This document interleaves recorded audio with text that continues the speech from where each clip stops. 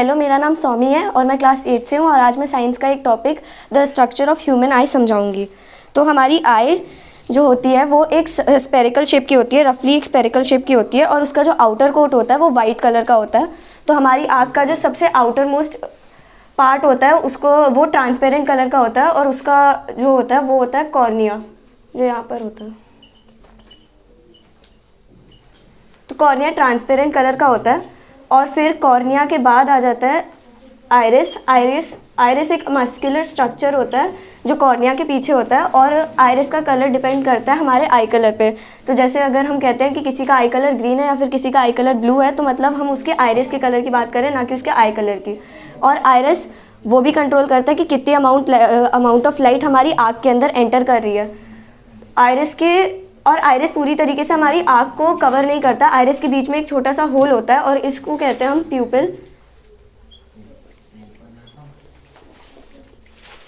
तो प्यूपिल एक होल होता है जिसके अंदर से लाइट एंटर करती है और फिर प्यूपिल के बाद होता है लेंस। हमारी आँखों के अंदर कॉन्वेक्स लेंस होता है और लेंस लाइट को डाइवर्ज करता है रेटिना के ऊपर। तो जब लाइट डाइवर्ज होकर रेटिना के ऊपर आती है तो ये होता है हमारा रेटिना। रेटिना के अंदर बहुत अलग अलग तरीके की नर्व सेल्स होती हैं और यहाँ पर दो तरीके की नर्व सेल्स होती हैं। एक होती है रॉड्स होती हैं और कोन्स होती हैं। जो कोन्स होती हैं वो जो कोन्स होती हैं वो कलर को डिटेक्ट करती है। जैसे अगर हम कोई ऑब्जेक्ट देखते हैं तो कोन्स ही उसका कलर डिटेक्ट करती है और जो रॉड्स होती हैं वो डिम लाइट से सेंसिटिव होती है।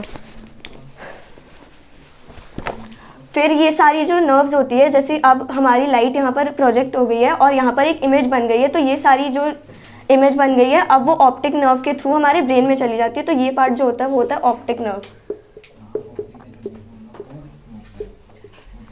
तो जो ऑप्टिक नर्व होता है वो हमारा मैसेज सेंड करता है कि हमारी इमेज जो है वो ब्रेन तक सेंड करता है। फिर हमारी जो आई होती है उसके अंदर लिक्विड भी भरा होता है, लिक्विड सब्सटेंस भरा होता है हमारी आई के अंदर। तो हमारी आई के अंदर दो तरीके का लिक्विड सब्सटेंस भरे होते हैं। एक जो होते हैं वो होते हैं कॉर्निया से लेके लेंस तक के बीच में, और ये वाला जो सब्सटेंस होता है ये होता है एक्वस ह्यूमर।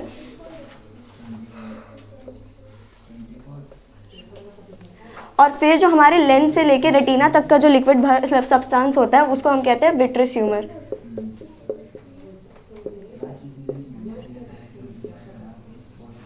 ये हमारी आई के अंदर होता है और जब जो लाइट एंटर करती है तो उसको जो ज़्यादातर बेंडिंग का पार्ट होता है वो हमारी कॉर्निया करती है और उसके बाद जो थोड़ा बचा कुचा पार्ट बच जाता है वो हमारी लेंस करती है, जिससे फिर लाइट जाकर यहाँ पर प्रोजेक्ट होती है और फिर एक इमेज बनती है।